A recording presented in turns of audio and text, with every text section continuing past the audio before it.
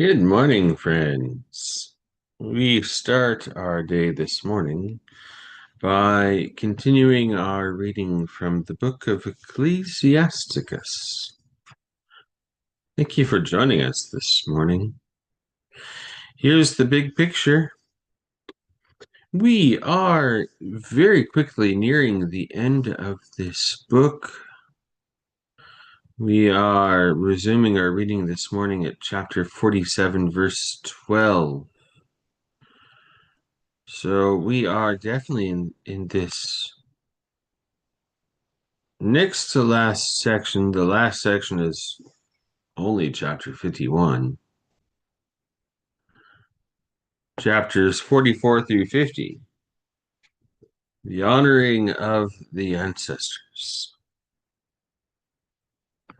I'm going to go ahead and zoom in this all the way because I don't see us getting out of this today. But we'll make a nice dent in it.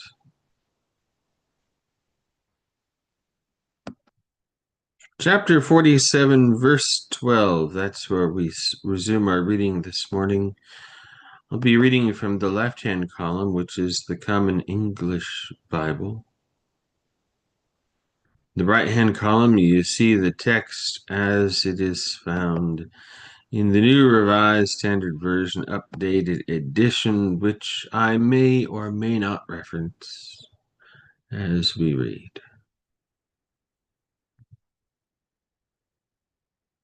Chapter 47, verse 12.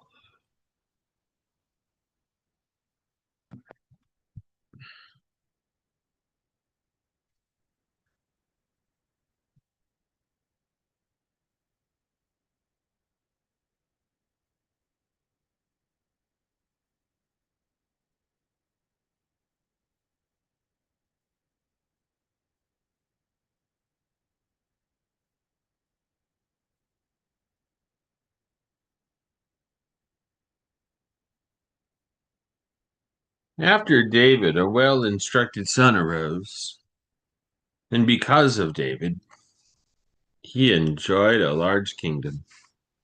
Solomon reigned at a time of peace. God gave him tranquility on every side, so that he might build a house for God's name and prepare a sanctuary that would last forever. How wise you were in your youth! You were filled like a river with understanding. Your spirit filled the earth, and you were full of puzzling proverbs. Your name reached faraway islands, and you were dearly loved because of your peaceful rule. Countries marveled at you on account of your songs, parables, proverbs, and teachings. In the Lord God's name, who is called God over Israel, you collected gold like tin, and you amassed silver like lead. You gave yourself to women, and you were subdued by your own body. You brought disgrace on your honor, and you polluted your offspring, so that you brought punishment upon your children and caused pain because of your foolishness. Your empire became divided, and a rival kingdom sprang up out of Ephraim. But the Lord will never abandon his mercy, and none of his words will perish. He will never wipe out the descendants of his chosen one, and never take away the descendants of the one who loved him. Therefore he gave a remnant to Jacob and a root to David, his family. Solomon rested with his ancestors, and he left behind one of his offspring, Rehoboam, a foolish man among the people, one lacking understanding. He caused the people to rebel because of his policy. led by Jeroboam, Nebat's son, who made Israel to sin and set Ephraim on its sinful path.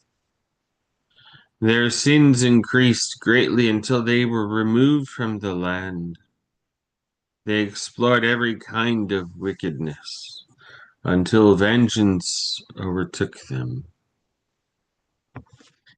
Then Elijah the prophet rose up like fire, and his word burned like a torch. He brought a famine upon them, and he reduced their number by his zeal.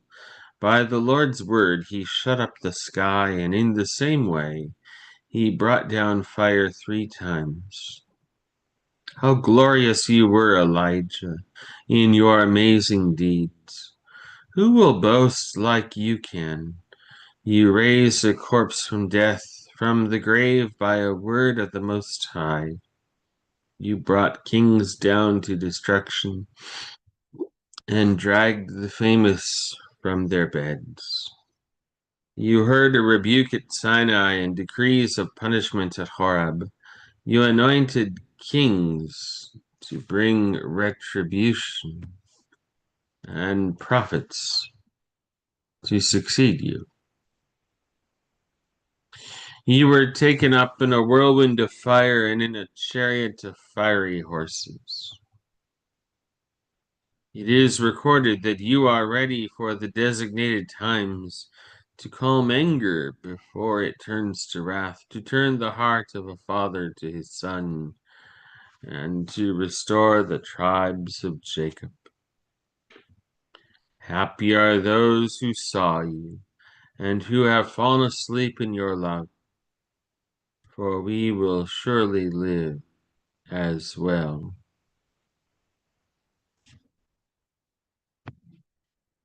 Elijah was covered by the whirlwind, and Elisha was filled with his spirit.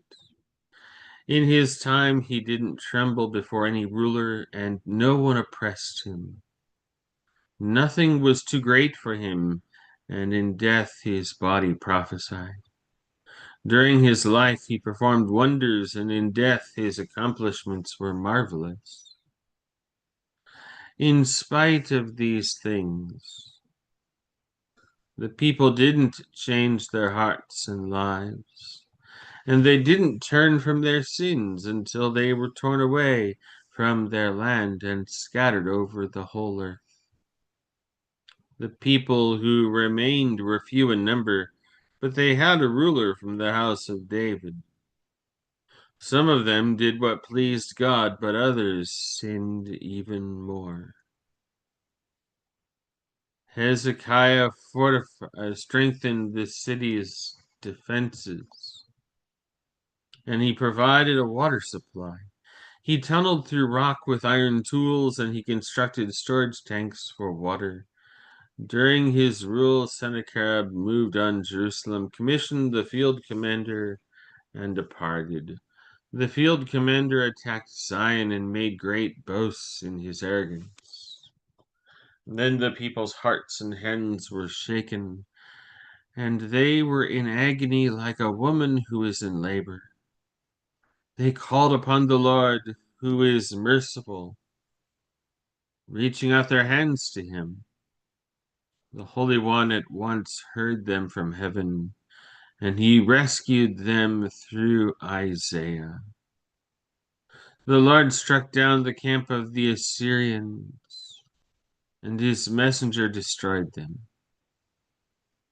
Hezekiah did what was pleasing to the Lord, and he kept to the ways of David his ancestor, as Isaiah the prophet, who was great and whose visions are reliable, had commanded. In Isaiah's time, the sun moved backward, and he extended the king's life. By his great spirit, he saw what was to come, and he comforted those who mourned in Zion. He revealed forever what would be and hidden things even before they happened. The memory of Josiah is like a blend of incense, prepared with skill by a perfumer. It will be sweet in the mouth like honey, like music at a wine-drinking party. He succeeded in turning around the people, and he removed unlawful displays of idolatry. He directed his heart toward the Lord. At a time of lawlessness, he made devotion to God stronger. Except for David, Hezekiah, and Josiah, all of them struck a bad chord, because they abandoned the law of the Most High. The kings of Judah came to an end.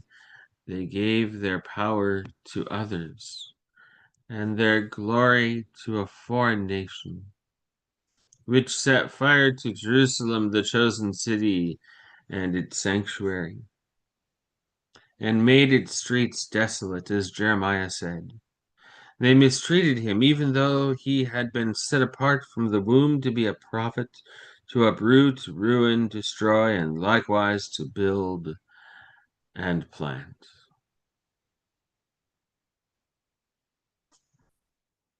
That, friends, is where we're going to pause next time that we pick up Ecclesiasticus.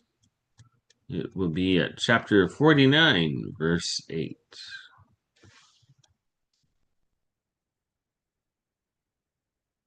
Prayers in a moment, in another line.